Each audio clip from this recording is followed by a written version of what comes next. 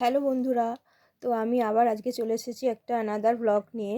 তো দেখেই বুঝতে পারছো কি কি রয়েছে। সিদ্ধ করা আলু, এখানে কাঁচা ছোলা, আর এখানে রয়েছে তোমার এই যে ধনেপাতা, আর এখানে রয়েছে তোমার এটা কি বলো তো, দেখেই বুঝতে পারছো এটা আলু কাবলি তৈরি হচ্ছে। তো এটা আলু কাবলি স্পেশাল মশলা। আর এই যেখানে নিরামিষভাবে করছি, তো এখানে শসা কুচি দিয়েছি, টমেটো কুচি দিচ্ছি। তো এবার আলু কাবলিটা তৈরি করা যাক।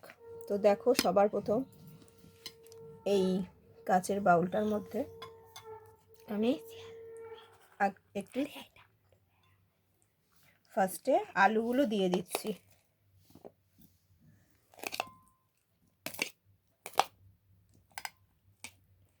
শীতের সন্ধ্যায় যদি এইরকম আলু সিদ্ধ দিয়ে বাড়িতে তৈরি করা যায় আলু কাবলি, তাহলে তো তার আলাদাই স্বাদ হয়ে যায়।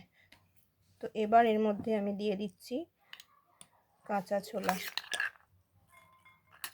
এগুলো সেরকম কোনো মাপ নেই, যেরকম ভালোবাসবে দিয়ে দেবে। আমার খুব ভালো লাগে, আমি বেশি করেই ওই জন্য দিয়েছি। তো এবার দিচ্ছি এতে শসা কুচি আর টমেটো কুচি।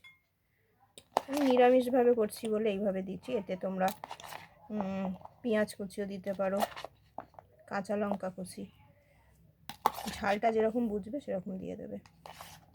আমি সবটা দিলাম না, এটা আবার একটু গার্নিশিংয়ে দিয়ে দেবো।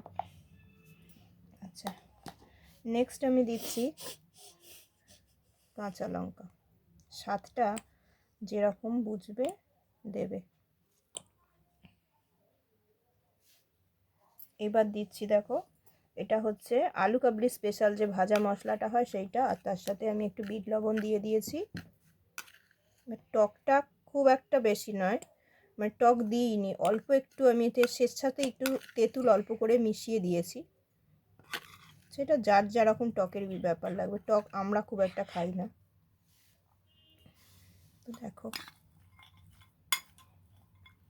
লেবু দিতে পারো, মশলাটা আর একটু দিতে লাগবে।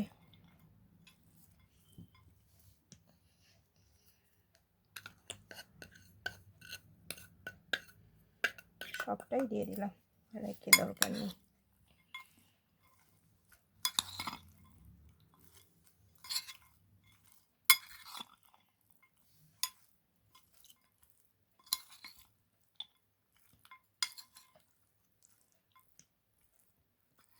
তো দেখো বন্ধুরা, ফাইনালি এরকম দেখতে হলো।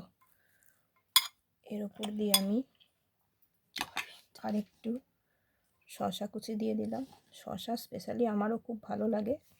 আর একটু ধনেপাতা উপর দিয়ে ছড়িয়ে দিচ্ছি, অ্যাড করে দিচ্ছি।